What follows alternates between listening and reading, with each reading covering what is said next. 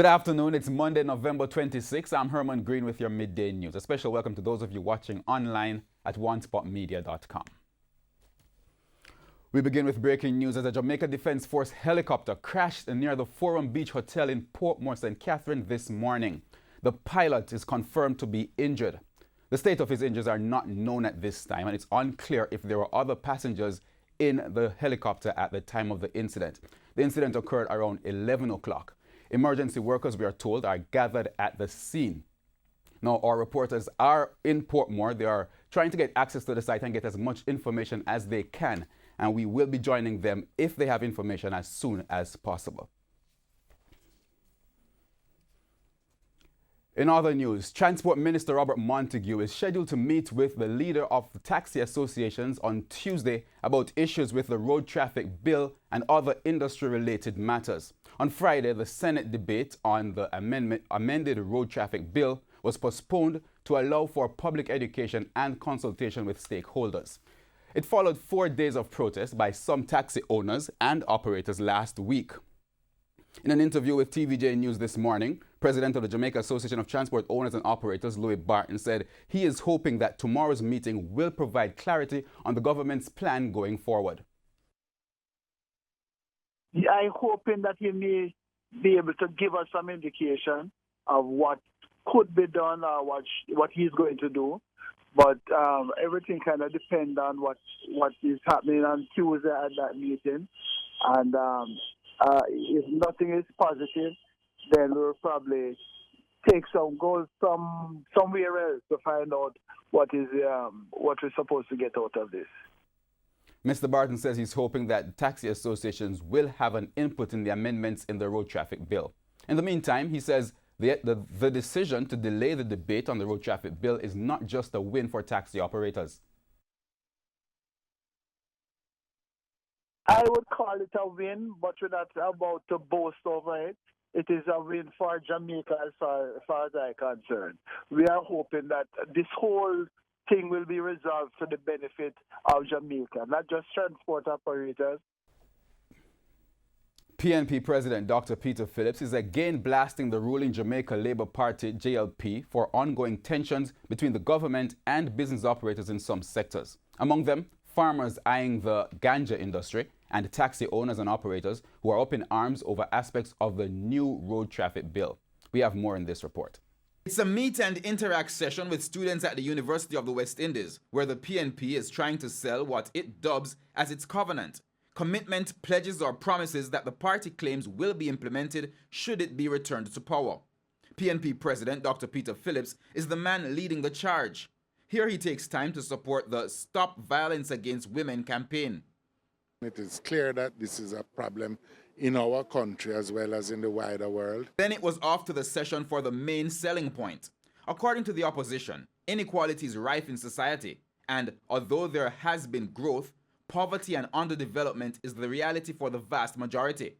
As part of the solution, the ganja industry was presented as a beacon of hope. Any plan or any party proposal that does not include how we are going to deal with ganja is to me no plan. Why? Because this is the only product that if we produce and sell at a pound, we can make 200,000 versus if we produce and sell a pound of ginger or a pound of tomatoes. It was declared that the PNP is the only one that guide the process to maximize earnings from the ganja industry, given its previous track record of decriminalization. What the party hopes will be a major selling point is a new ministry that will tackle inequality and lead to persons being uplifted.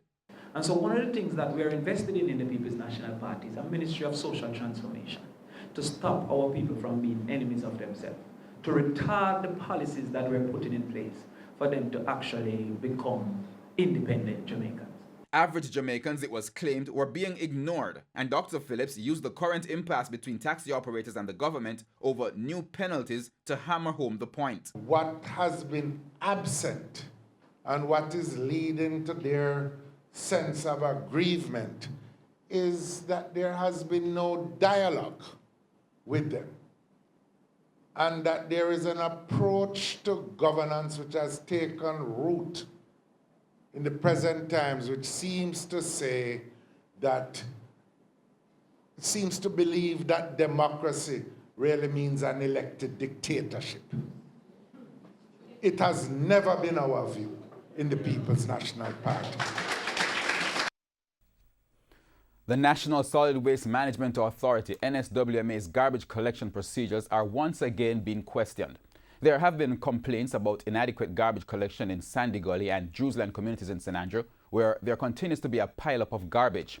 NSWMA's Executive Director, Audley Gordon, spoke on the issue on TVJ's Smile Jamaica this morning.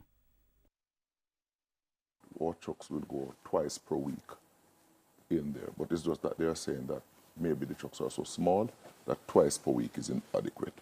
So since then we have looked at how we could increase that. He pointed out that persons are not properly containerizing their garbage, which he says is one of the main contributors to the garbage pileup. That's the main problem that we're having. How do we manage the solid waste that we generate until the authorities arrive to pick it up? And we have seen where, time and time again, we are spending too long cleaning up, raking up and bagging up. When the truck is detained, it deprives other communities of their pickup. Mr. Gordon adds that another major issue is that Jamaicans are producing more garbage. He noted that it is lighter, however, as it's mostly from foam and plastics. And foam boxes and so on. So garbage is multiplying on you. You're trying to get people back to some habits that will see less garbage. But you know this. And, right. But the thing, as if we're going to move forward, though, in proper solid waste management, we have to look at our own behavior. Absolutely. And how we're going to enact these behavioral changes that will see the best practices that we see elsewhere come into Jamaica. The government has laid out plans to have piped water in a number of communities in St. James in the coming months.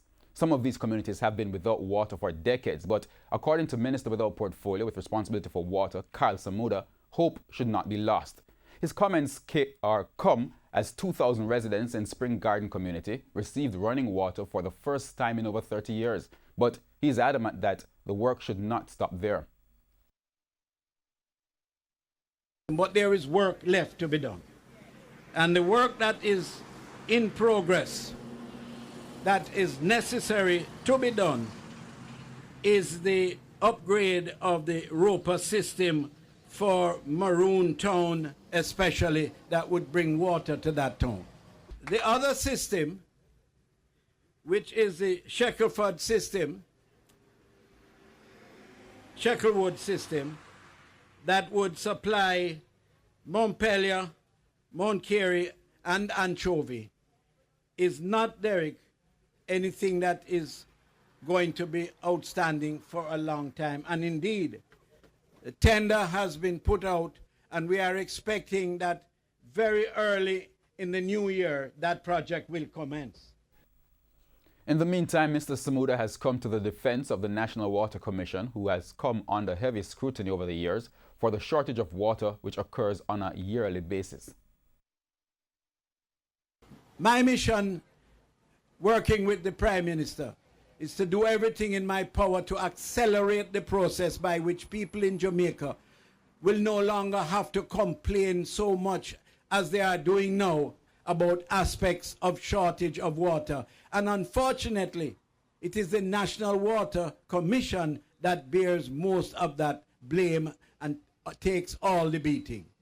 My objective is to make sure that I can, through my efforts, accelerating the pace of development, bring some degree of stability, comfort, and certainty to the efforts of the National Water Commission.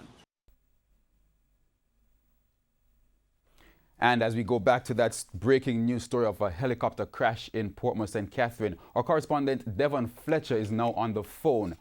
Devon, what can you tell us? Yes, Herman. Okay, I can confirm that the helicopter crashed somewhere in the Green Bay area. The St. Catherine South Police and with the Portmore Fire Station, we are in pursuit where the helicopter crashed.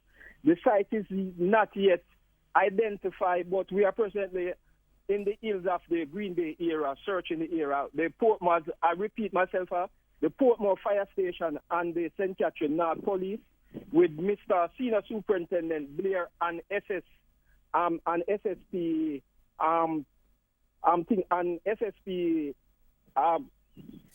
Gray in charge of operation are searching the area now, trying to find the location of the helicopter. So Devon, you say the police and the fire brigade are on the scene or heading to the scene now? Are searching for it because couple person well in Portmore said that they heard of it. They did not hear anything, but they hear about a helicopter crash. But the fire department confirmed about the exact location is not yet ascertained. But we find out that it's somewhere in the Green Bay area. So they are searching the Green Bay area now. Okay, thank you. Our correspondent there, Devon Fletcher from Portmore St. Catherine. Steps are being taken to improve youth participation in the agriculture sector. That announcement from the Director of Field Services in the Jamaica 4-H Club, Garfield Ewart. Mr. Ewart says the increased attention is critical to improving the uptake in the sector. According to data from the Planning Institute of Jamaica, PIOJ, the agriculture, forestry and fishing sector saw an increase of 0.7% in the July to September quarter of this year. Speaking with TVJ News recently, Mr. Ewart indicated that 4-H clubs are also in dialogue with the government to get access to the agro-parks. He told our news team that to date, only 100 acres have been provided to them in the Spring Plain Agro-Park. In the meantime, Mr. Ewart noted that dialogue is currently taking place between Jamaica 4-H and Red Stripe. For those persons to get involved in the production of cassava, because Red Stripe is now using cassava as one of their main ingredients in the production of Red Stripe beer and Dragon Stout. Now, this is a ready market, and we are currently in dialogue with them to have over 20 youngsters setting up their enterprises in cassava production.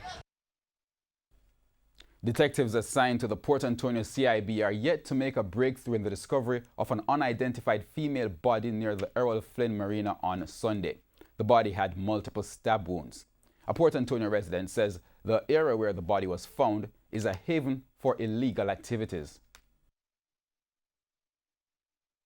Down there, so in the night, it's very dark. I think the constable force is supposed to have at least 3 police that work down that area in the night, because the underage children them always down there, so and the elder people them, guys them, they really abuse them down there. Even some of the primary school students, even in the days, they have them underneath the bridge. At one point, I speak to a police officer and she says she go and do something about it, but I don't see anything done so far. Residents are pleading to the authorities to provide better lighting and also called for more police patrols. The police them need to patrol the area more often, or they have a police base down there, like they change shift and they know like every 2 hours different police officer down there or such like. Security post there now? There's a security post, but no security is there anymore at the back gate. Well, that's it for the Midday News. Of course, our primetime package is at 7, where we'll have more details on that developing story and much more. On behalf of the news, sports and production teams, good afternoon.